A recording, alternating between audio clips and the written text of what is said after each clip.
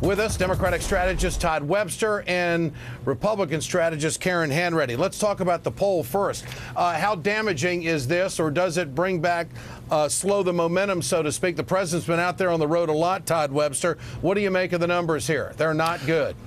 Well, look, George H.W. Bush in 1990 was polling in the low 90s. His party lost, I think it was about 7 seats in that in his midterm election. The reality is Barack Obama is not on the ballot anywhere in the country. Each of these candidates in the House and in the Senate and the governor's races are running on their own records. And I think the reason why Democrats now in this last month are doing much better is because voters are taking a look at each of the candidates on the ballot, and they're determining for themselves which candidate is on my side and which candidate is pushing for more tax cuts for millionaires. And is that going to actually get Karen, me a what job? do you think? And the answer is no. If you look state by state, Boxer in California, Murray in Washington State, Feingold in Wisconsin, Manchin in West Virginia, Sestak in Pennsylvania, all of these Democrats are moving up. They're in the lead, and they've got momentum on their side. And that's what happens as folks take a look at these races individually and match them up and figure out who they're going to vote for. I agree with you on all of them, but I think Feingold, Feingold is not in the lead, and Murray is not in the lead. There's a new poll out today.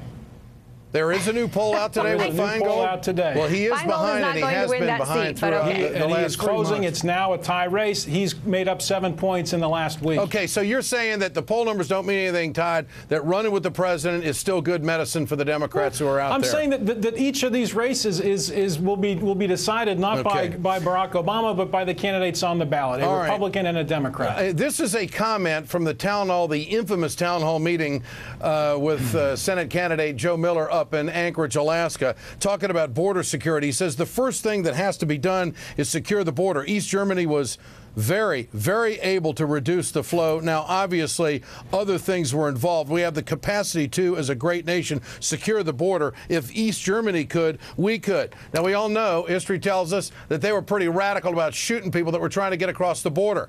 What do you make of this, Karen Hanratty?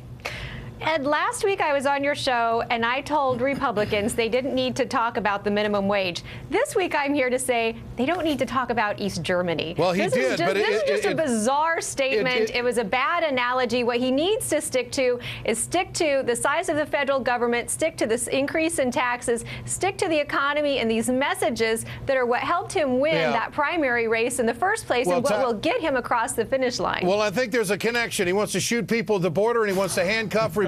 So that's where we are with this guy in Alaska. I do like the idea of handcuffing reporters, though. But for a guy who accused Barack Obama of leading us to socialism to now hold up the last great socialist country as a paragon of how America it is ironic, no doubt. I'll give a point to Todd on that one. Todd Webster, Karen Hanratty, always a pleasure. Coming up.